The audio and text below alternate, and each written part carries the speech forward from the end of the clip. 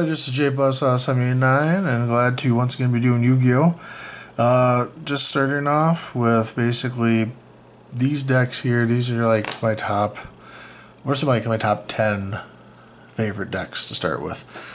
This first one here is going to be Chain Beat, which was the last one I took to my, zoom in a little bit here, last one I went to, that was wide.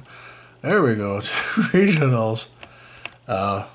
Where I took 34 out of, 187, which I thought was pretty good for a freaking Chain Beat. So, yeah, we'll get right into it here. First thing up, obviously, as always, is the 3 Wind Up Rabbit. I'm sorry for any glare that's on there. I know I'm using my kitchen table right now instead of my other table, so I apologize. But yeah, 3 Wind Up Rabbits, because this Wind Up Rabbits are so good. A lot of people have gotten salty over the effect when I was at that regionals. I'm sure it'll happen again when I go to another one.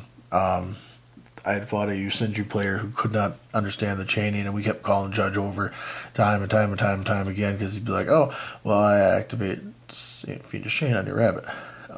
Bunny activates Dodge's Chain. Judge, okay, yeah, he can do that. All right, come back."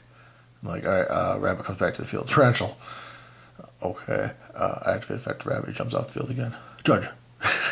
I kid you not, that was the entire beginning part of the game. So, moving on. His buddy with him, the Thunderbird. It's basically the same thing as the rabbit here.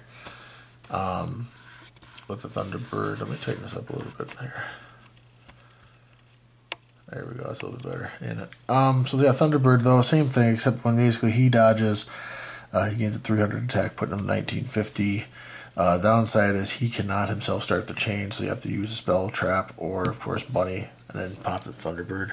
And you can only have one effect of Thunderbird per turn, so I cut him down to 2 because of that reason. No other reason right now. To go with that, I do run double Fossil Dyna. Fossil Dyna is pretty good. It's really one of the big staples in this deck. I mean, this is Garden Chain Beat. So I mean, under Garden Chain Beat, you have to basically drop a Monarch to run him over in attack position, or bigger in defense. And I run some other things in here to help support, obviously, that, so it doesn't happen. Currently, I have 2 Banishers in here. I had 3 at one point, and I might actually even cut these. I don't know yet. So Banisher's basically Macrocosmos on legs, 1600 body, no defense. But again, the idea of removing everything is really wise in here. So yeah, I mean, this deck really doesn't care about a grave per se. So and new from the banned list, as far as I'm concerned, Thunder King Ryo, who I've been waiting to come back to forever, Ryo. So I'm really pleased with that. Really going to help a lot of rogue stunny decks now he's back at 2, because Ryo just stops stuff from being searched, which I've only really got 1 card that searches, so I'm really not concerned. But again, he can stop that and special summons.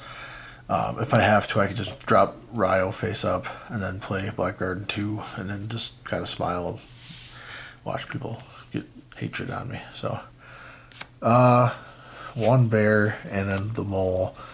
If mole ever comes back to 2, that would just be freaking spectacular. I would just jump up and down having Ryo and mole at both 2 my favorite stun cards all time. Bear, I originally had 2 bear in here. I cut it down to 1. Just seemed kind of cloggy. Like, I like them, but like those are other times where it's like, I just got to be a better card I can put in.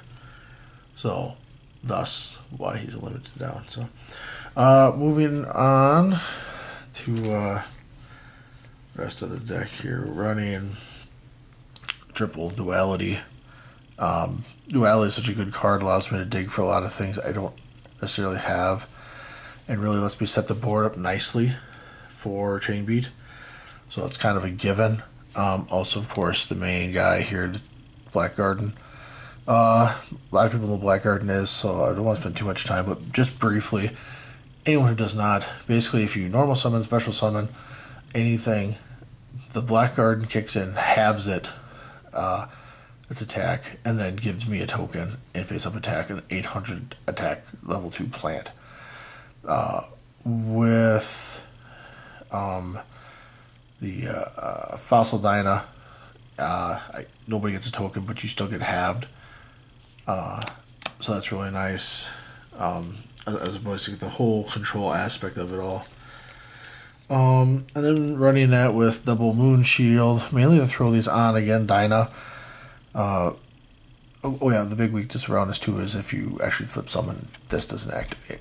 So just kind of put that out there. Your Mirror Meal Shield, though, you put it on Fossil Dyna, and basically he's